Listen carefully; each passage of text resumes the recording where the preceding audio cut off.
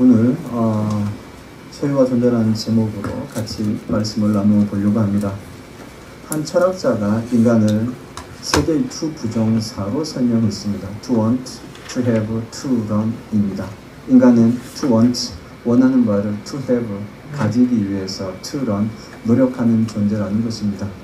굳이 한 철학자의 말을 빌리지 않더라도 우리 주변 사람들의 삶, 아니 우리 자신의 삶을 돌아보더라도 우리는 끊임없이 무엇인가 소유하려는 욕구에 가득 차 있고 그것을 소유하기 위해서 이런저런 모양으로 노력하며 살아가고 있음을 부인할 수 없습니다.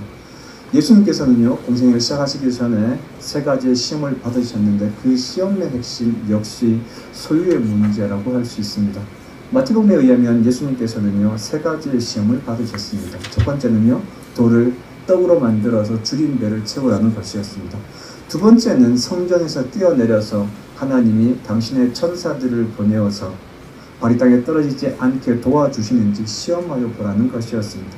세 번째는 온 세상을 보여주며 사탄에게 절하면 그 모든 것을 누릴 수 있는 영광을 줄 것이기 때문에 사탄에게 절하라는 것이었습니다. 이러한 시험의 내용과 더불어 더 중요한 것은요, 예수님께서 시험을 받으신 장소입니다.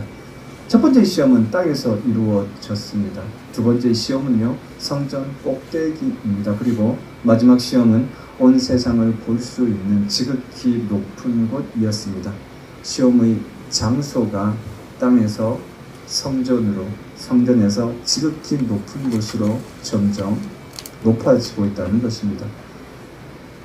흔히 재미있는 문장 가운데 위치가 달라지면 경치가 달라진다는 말이 있습니다.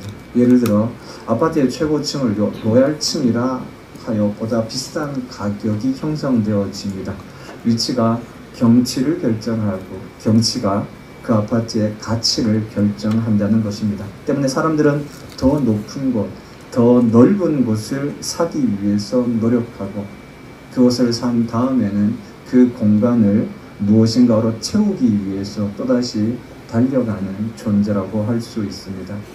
예수님을 향한 사탄의 시험은요, 점점점 더 높은 곳으로 올라가 더 많은 세상을 보여주며 사탄적인 방법을 사용해서라도, 예를 든다면 불법이나 사기, 폭력 이러한 모든 방법을 동원해서라도 원하는 것을 가지라는 유혹이었다고 할 수 있습니다. 여러분, 그렇다면 예수님을 향한 사탄의 시험은요, 더 좋은 공간, 더 높은 공간에서 더 많은 것을 소유하라라는 시험이었다고 할 수 있을 것입니다. 예수님은 더 많은 것을 소유하라라는 사탄의 유혹에 대해서 전혀 다른 방법으로 대응하셨습니다. 마가복음에 의하면요, 예수님께서는 요단강에서 세례를 받으실 때 하늘이 열리고 성령이 비둘기같이 임하시면서 예수님을 향해서 너는 내 사랑하는 아들이라 내가 너를 기뻐하노라 라고 말씀하셨다고 기록해 주고 있습니다. 곧이어 성령 하나님께서 예수님을 광야로 몰아내시고 그곳에서 예수님은 사탄에게 시험을 받으셨습니다. 마가복음을 읽어보시면 마가복음에는 예수님이 시험을 받으신 내용도 예수님께서 그 시험에 대응하신 방법도 기록되어져 있지 않습니다. 다만 예수님은 사탄의 시험을 받으셨다라는 것만을 기록해 주고 있습니다. 그리고 예수님은 그 사탄의 시험을 이겼다는 것입니다. 그러면 어떻게 예수님께서 그 사탄의 시험을 이기셨을까라고 했을 때 마가복음은 아마도 예수님께서는 하나님의 사랑받는 존재, 바로 그 확신을 통해서 모든 시험을 이겨내셨다라고 말해주고 있는 것 같습니다. 하나님은 그리고 이런 예수님을 향해서 도움의 손길을 천사들이 수정 들도록 해주셨습니다. 그 시험의 구체적인 내용과 방법은 마태복음과 누가복음에 기록되어져 있습니다. 특별히 마태복음에 보시면 예수님께서는 첫 번째 시험에 대해서 돌을 떡으로 만들라는 유혹에 대해서 사람이 떡으로만 사는 것이 아니라 하나님의 입에서 나오는 모든 말씀으로 살아간다 라고 말씀하셨습니다.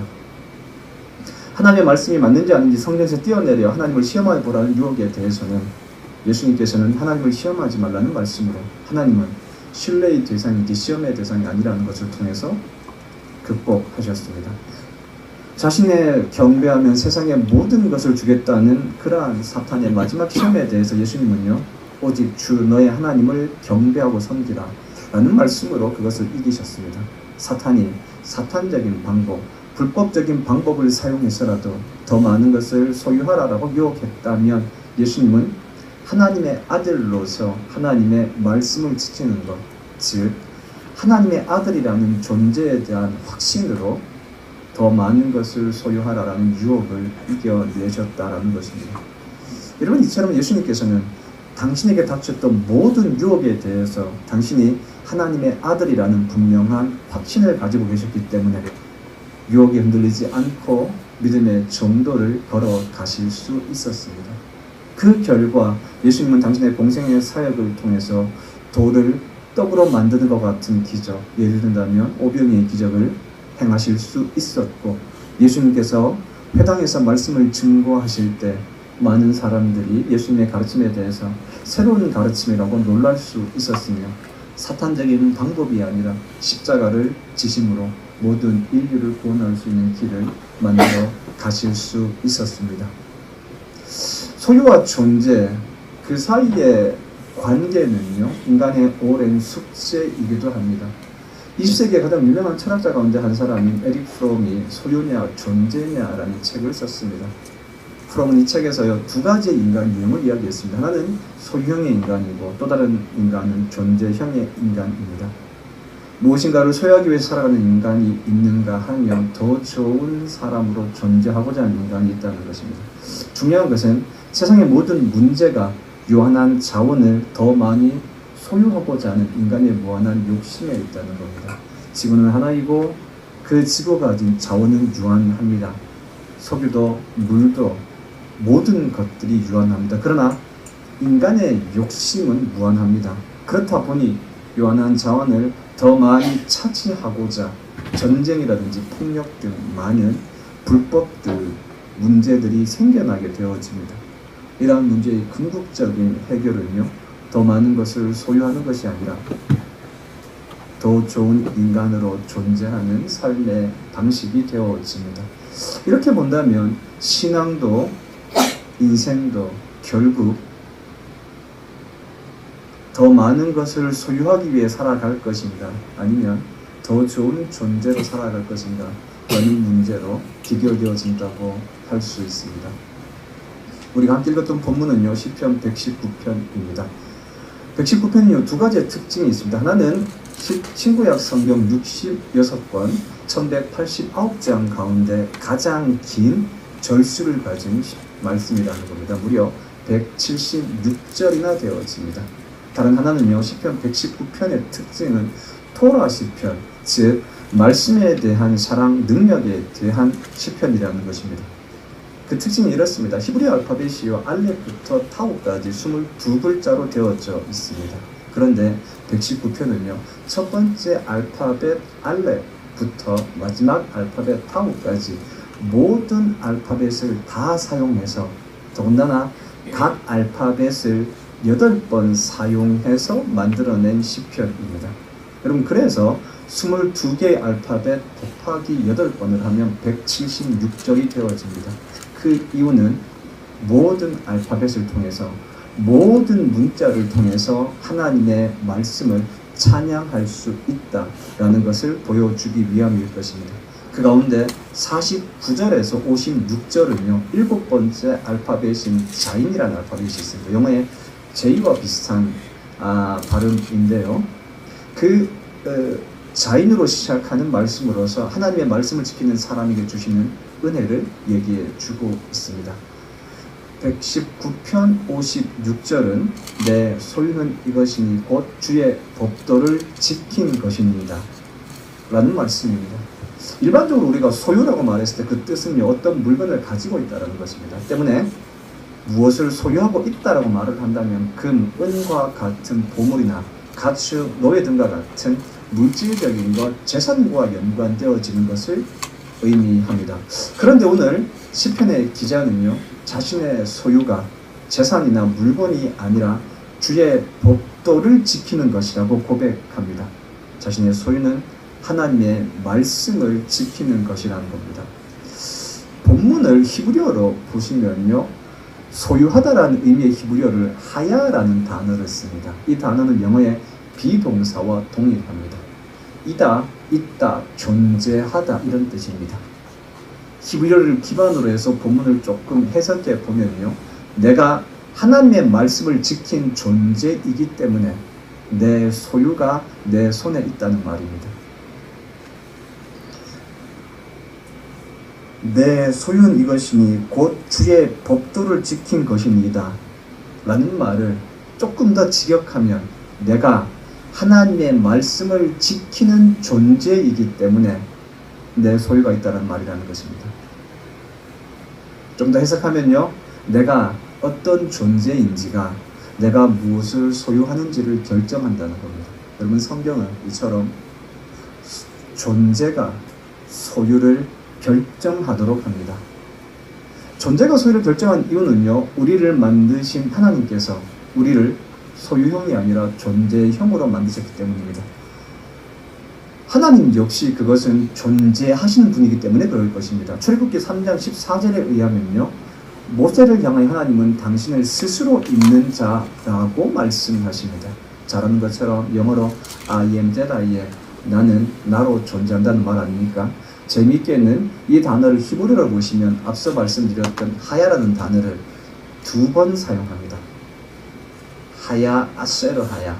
그러니까 내가 곧 나다. 나는 존재하는 존재로서 존재한다는 것입니다. 하나님은 스스로 존재하시는 분이다라는 것을 이렇게 히브리어로 설명하고 있다는 것이죠.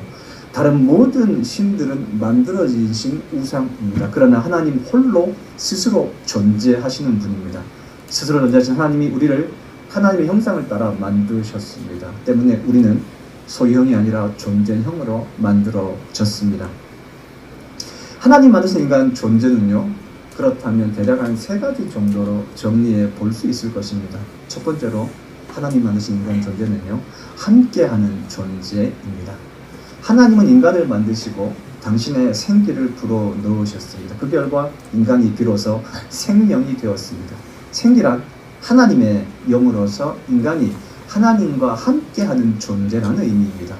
때문에 성경은 인간을 하나님의 형상이라고 하지 않습니까? 하나님이 인간과 함께 하시는 분이듯 하나님이신 예수님 역시 인간과 함께 하시는 분입니다. 예수님은 두 가지의 이름으로 설명할 수 있지 않습니까? 첫 번째는 예수라는 이름입니다. 그 뜻은 자기 백성을 그들의 죄에서 구원할 자라는 뜻입니다. 이 점에서 예수라는 말은요, 예수님의 사역이 무엇인지, 이 땅에 오신 이유가 무엇인지를 설명해 주는 이름이라고 할 수 있습니다. 마태복음에 의하면 이 예수님의 또 다른 이름은 히브리어로 임마누엘, 하나님이 우리와 함께 하시는 존재라는 뜻입니다. 임마누엘은요, 예수님이 세상을 구원하는 방법에 대한 이름이라고 할 수 있습니다. 예수님은 우리를 구원하시기 위해서 우리와 동일한 인간이 되셨고, 그리고 죽을 수밖에 없는 우리를 대신하여 십자가에 죽기까지 우리와 함께 하셨습니다. 그리고 우리를 구원하여 주신 분 아닙니까? 이 점에서 임마누엘이란 예수님이 우리를 구원하시는 방법에 대한 것입니다. 이처럼 예수님은 우리와 함께하는 존재로서 우리를 구원하시는 분입니다. 하나님의 아들, 하나님의 사랑받는 아들이라는 존재감이 광야의 시험을 이겼듯 임마누엘, 하나님이 함께하는 존재라는 예수님의 또 다른 이름이 예수라는 예수님의 사역을 감당할 수 있도록 해 주었다는 것입니다. 여러분, 존재가 소유를 결정하는 것처럼 동시에 존재가 무엇인가를 할 수 있는 사역도 결정해 주는 것입니다. 예수님이 그러하듯 우리 역시도 그러한 존재가 되기를 하나님이 바라십니다. 모세가 출애굽을 명령하신 하나님 앞에 자신이 누구인지, 그리고 자신이 어떤 존재이기에 그 일을 할 수 있는지를 물었습니다. 그때 하나님 이렇게 말씀하십니다. 출애굽기 3장 12절을 보시면요, 내가 반드시 너와 함께 있으리라. 아마도 모세는 출애굽이라는 과업을 위해서는 더 많은 군사를 소유하거나 더 많은 노예를 소유해야 된다라고 생각했을 것입니다. 아마도 애굽의 군사들보다 더 큰 소유를 요구하고 기도했었을 수 있었을 것입니다. 그러나 하나님은 모세가 소유할 수 있는 어떤 것을 주시거나 응답하지 않으셨습니다. 오히려 하나님은 모세와 함께 하신다라고 말씀하셨습니다. 다른 말로 모세로 하여금 어떤 것을 소유할 수 있는 존재가 아니라 하나님과 함께하는 존재로서 출애굽이라는 사역을 감당케 하셨다라는 것입니다. 결국 모세는 하나님과 함께 애굽의 10가지의 재앙을 내리고 홍해를 가르고 반석에서 물을 내고 그리고 만나와 메추라기를 공급하고 구름기둥과 불기둥의 안내를 받으며 출애굽을 완성할 수 있었습니다. 하나님이 예수님과 함께 하시고 예수님이 우리와 함께 하셨듯 모세 역시 하나님과 함께하는 존재로서 그에게 주어진 사명을 감당할 수 있었습니다. 예수님 역시 동일했습니다. 예수님은 마가복음에 의하면 제자들을 부르실 때 첫 번째 조건으로 예수님과 함께 하기 위해서 불렀다라고 말을 합니다. 마가복음 3장 12절에 의하면요, 예수님은 자기와 함께 있게 하기 위해서 제자들을 부르셨고 또 그들에게 전도하고 권능을 행할 수 있게 해 주셨습니다. 여러분, 전도와 권능을 행하는 것은 그 다음이었습니다. 제일 중요한 것, 제일 첫 번째 것은 제자들이 예수님과 함께하는 존재가 되는 것이었습니다. 그리고 전도와 권능은 그 다음이었습니다. 바꿔 말하면 예수님과 함께한 존재가 되어졌을 때에 전도와 권능이라는 사역을 감당할 수 있게 되어진 것이었습니다. 이처럼 하나님은 우리가 하나님과 함께하는 존재로 만드셨고 하나님과 함께하는 존재로서 다른 모든 일들을 행하도록 만드셨습니다. 그것은 능력이신 하나님과 함께하는 것이 곧 우리의 능력이 되어지기 때문일 것입니다. 두 번째로 하나님이 만드신 인간 존재의 특징은요, 경탄하는 존재입니다. 경탄이라는 것의 사전적 의미는요, 몹시 놀라 감탄하다라는 의미입니다. 스스로를 하나님이 함께하는 존재로 인식하는 사람은 이웃을 향해서 그리고 주변 하나님이 만드신 피조 세계를 보며 놀랍게 경탄할 수 있는 존재가 되어집니다. 하나님은 모든 것을 만드시고 좋았더라 라고 말씀하셨습니다. 빛을 만드시고 좋았더라, 땅을 만드시고 좋았더라, 하늘의 새와 공중에 나는 모든 것들과 바다의 물고기들을 만드시고 좋았더라 라고 경탄하셨습니다. 여러분, 하나님은 경탄하신 하나님입니다. 그런데 그 하나님이 단 한 번 좋았더라 라고 말씀하지 않으신 적이 있습니다. 바꿔 말하면 좋지 못했다라고 말했던 적이 있었다는 것입니다. 그것은 바로 아담이 홀로 있는 것을 보고 좋지 않게 여기셨습니다. 그래서 하나님은 홀로 있는 아담을 향해서요, 우리가 교독했던 말씀처럼 여러 가지의 동물들을 만드셔서 아담 앞에 놓으셨고 아담이 그들을 향하여 이름 짓는 것을 보시고 또 경탄하셨습니다. 아담 역시 하나님이 만드신 피조 세계를 보고 피조물들을 보며 경탄하셨을 것입니다. 그리고 하나님이 이어서 2장에 의하면 아담의 배필은 하와를 만들어 주셨습니다. 하와를 보고 아담이 경탄합니다. 이는 내 뼈 중에 뼈요 살 중에 살이라는 것입니다. 여러분, 하나님은 경탄하신 하나님이고 그 하나님의 형상을 따라 지음받은 우리 역시 하나님 앞에서 우리의 모습과 우리의 이웃과 자연을 보고 경탄할 수 있는 존재여야 합니다. 현대를 살아가는 사람들의 가장 큰 문제점은요, 재미가 없다는 겁니다. 바꿔 말하면 놀라지 않는다, 경탄하지 않는다라는 것입니다. 경탄이 없으니 사는 게 재미가 없고 사는 게 재미가 없으니 무결해지고 무결한 삶이 다시금 더욱더 재미없는 삶을 만들어내는 이러한 삶의 악순환을 만들어냅니다. 우리가 살아가고 있는 세상은 흔히 경제적으로 자본주의라고 말을 합니다. 자본주의 경제 시스템의 특징은요, 효율성이라고 할 수 있습니다. 최소한의 투자를 통해서 최대한의 결과를 만들어내는 것입니다. 이러한 원칙에 따라 교육받고 살아가다 보니 우리는 어떤 사람을 만날 때에도 어떤 시간에 얼마의 시간을 만나는 것이 가장 효율적인지, 그리고 그 사람을 만나는 것이 경제적으로 이득이 되어지는지 그렇지 않은지를 생각하고 판단하게 되어집니다. 여러분, 이러한 만남에는, 이러한 관계에는 경탄과 놀라움이 없습니다. 다만 이익과 손해라는 경제적 관념만 있을 뿐입니다. 바로 이것이 여러분 자본주의 사회의 병폐라고 할 수 있습니다. 열심히 살면 살수록 무엇인가 소유할 수는 있지만 경탄, 놀라움, 감사함, 감격 이러한 것들을 잃어버리게 되어진다라는 것입니다. 어떻게 하면 경탄하는 마음을 회복할 수 있겠습니까? 하박국은요, 내가 주의 일을 보고 놀랐다라고 경탄했습니다. 그에게 많은 예언자들은요, 대개가 다 시인이었습니다. 나태주 신이 썼던 풀꽃이라는 짧은 시가 있습니다. 다들 아시겠지만요, 이런 내용입니다. 자세히 보아야 예쁘다. 오래 보아야 사랑스럽다. 너도 그렇다. 상대방을 향해서 잠시 멈추어 서서 눈을 맞추어 자세히 보아야 예쁘고 독특한 면을 발견할 수 있습니다. 오래 보아야 그 존재가 얼마나 놀라운 존재인지를 알게 되어집니다. 여러분, 우리는 그때서야 비로소 하나님이 만드신 작품들로 인해서 놀랄 수 있고 하나님을 향해서 경탄할 수 있습니다. 시간에 쫓겨, 효율성에 쫓겨 사람을 만나고 바쁘게 다닌 그 가운데에서 경탄은 찾을 수가 없습니다. 아담은 하나님의 형상으로서 하나님이 만드신 작품들을, 이웃들을 천천히 살펴보고 감탄하고 경탄했습니다. 삶은 경탄할 때 놀라워지고 재밌어집니다. 그리고 모든 것이 달라질 수 있을 것입니다. 여러분, 잠시 멈추어 서서 오래 자세히 가족과 이웃을 그리고 자연을 한번 바라봐 보시기 바랍니다. 그리고 우리의 마음속에 그 하나님이 만드신 세상을 향한 놀라움을 보고 경탄할 수 있는 마음이 회복될 수 있으면 합니다. 그러면 조금은 삶이 달라질 수 있을 것입니다. 하나님의 사람의 세 번째 특징은요, 노동하는 존재라는 것입니다.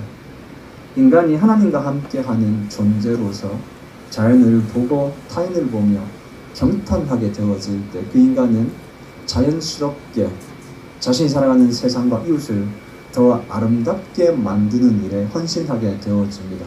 바꿔 말하면 노동하게 되어진다라는 것이죠. 노동은 하나님의 특징이기도 합니다. 글을 써보면 제일 고민되어지는 것이요, 첫 문장을 무엇으로 쓸까 하는 것입니다. 성경의 저자는 성경의 첫 문장을요, 태초에 하나님이 천지를 창조하셨다 라고 시작하고 있습니다. 이 말씀은 하나님이 어떤 분이신지, 세상이 어떤 곳인지를 함축적으로 보여줍니다. 태초에 모든 것이 있기 전에, 심지어 시간도 공간도 없던 바로 그 시점에 홀로 존재하고 계셨던 분이 있는데 그분이 바로 하나님이라는 것입니다. 그리고 그분의 첫 사역이, 첫 일이 창조라는 것입니다. 창조를 의미한 히브리어 바라는요, 창조하다라는 뜻과 함께 일하다라는 뜻도 있습니다. 그렇다면 창세기 1장 1절은요, 맨 처음에 하나님께서 천지를 만드는 일을 하셨다 라고 번역할 수 있을 것입니다. 그 일의 결정체가 세상이라고 할 수 있습니다. 하나님은 일하시는 분입니다. 예레미야 역시 하나님의 특징은요, 일을 행하시는 여호와, 그것을 만들며 성취하는 여호와라고 고백합니다. 하나님은 일하시는 분입니다. 우리가 흔히 고백하는 것처럼 그 하나님은 주무시지도 않고 자지도 않고 일을 하시는 분입니다.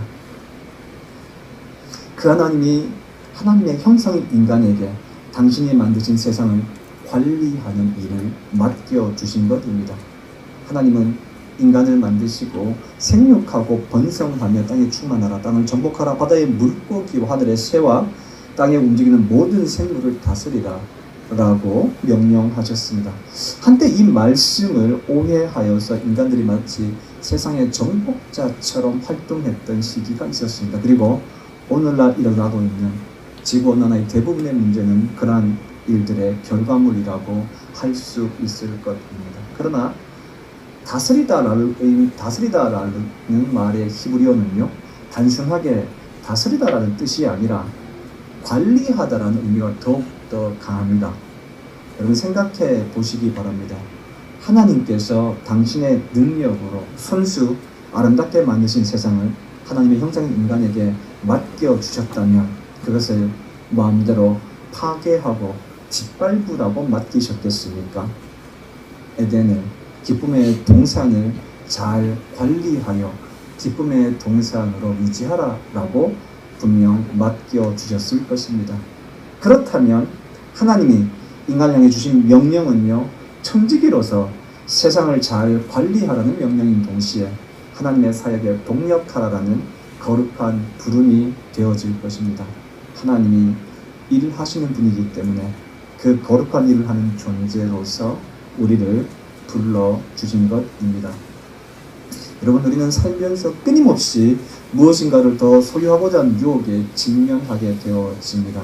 이러한 유혹을 이길 수 있는 방법은요, 하나님의 자녀라는 분명한 존재감을 가지며 살아가는 것입니다. 다시 한번 예수님의 시험을 생각해 봅시다. 예수님이 광야의 시험을 이길 수 있었던 이유는 하나님의 사랑을 받는 존재로서 분명한 자의식을 가지고 계셨기 때문입니다. 우리 역시 하나님의 사랑을 받는 자녀로서 하나님이 함께하는 존재입니다. 하나님이 함께하는 존재는 하나님이 만드신 세상에 대해서, 이웃에 대해서 놀라며 경탄하는 존재이고, 하나님이 만드신 세상을 보존하고 관리하는 일에 헌신하게 되어집니다. 이런 사람이 믿음으로 살아간 결과가 바로 소유가 되어집니다.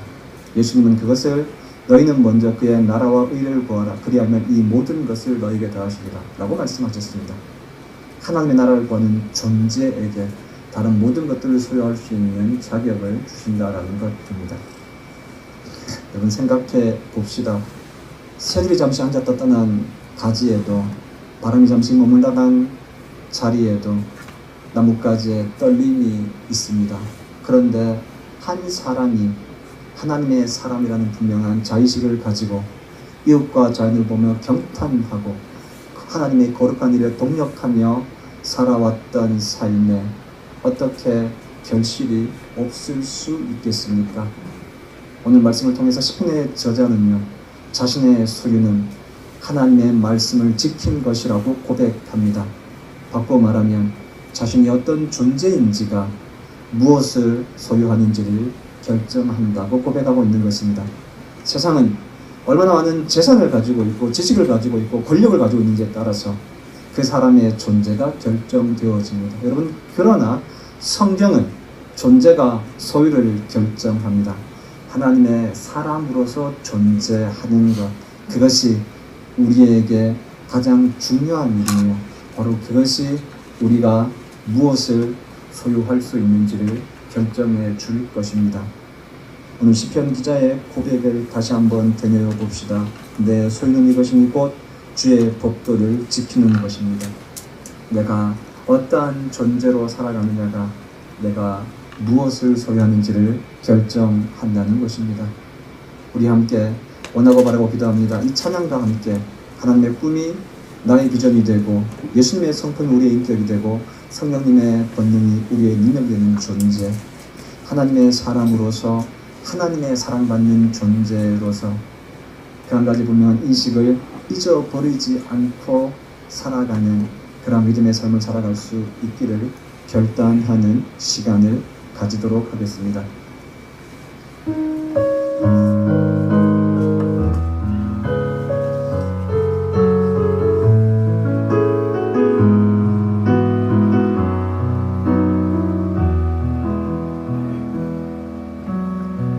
이 세상을 살아가는 동안에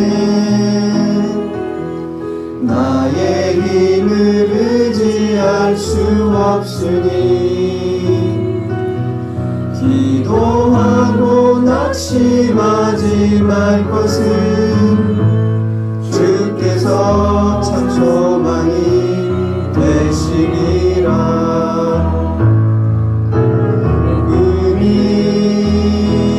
나의 비전이 되고 예수님의 성품이 나의 인격이 되고 성령님의 권능이 나의 능력이 되기 원하고 바라고 기도합니다. 주의 길을 걸어가는 동안에 세상에 것 의지할 수 없으니 감사하고 낙심하지 말 것은 주께서 참 기쁨이 되시리라. 하나님의 꿈이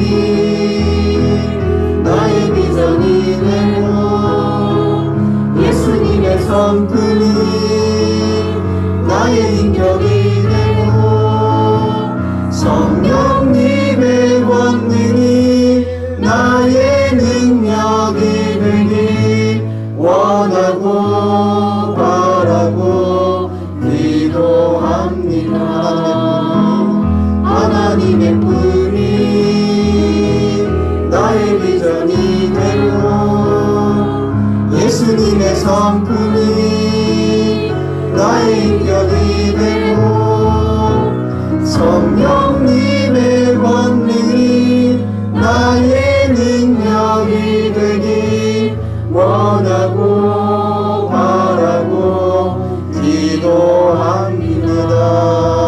우리 같이 결단의 기도를 드리겠습니다.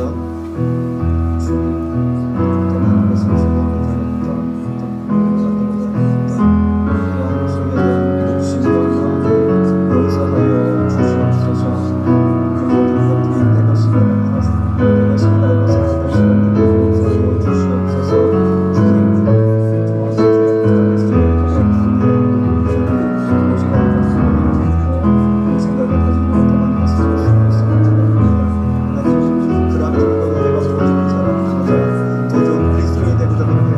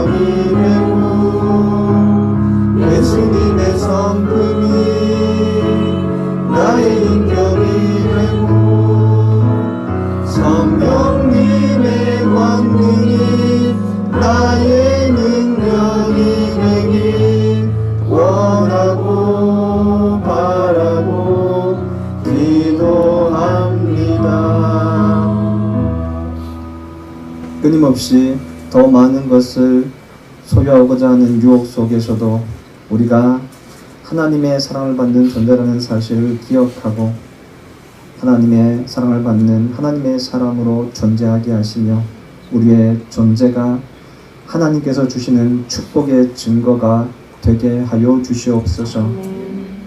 우리의 소유는 이것이니 곧 우리가 주의 법도를 지킨 것입니다. 우리 주 예수 그리스도의 은혜와 하나님의 사랑과 성령님의 은혜가 하나님의 사랑을 받는 존재로 살아가기로 결단하는 우리 교회 모든 성도들에게 영원히 함께하여 주시기를 간절히 축원합니다. 아멘.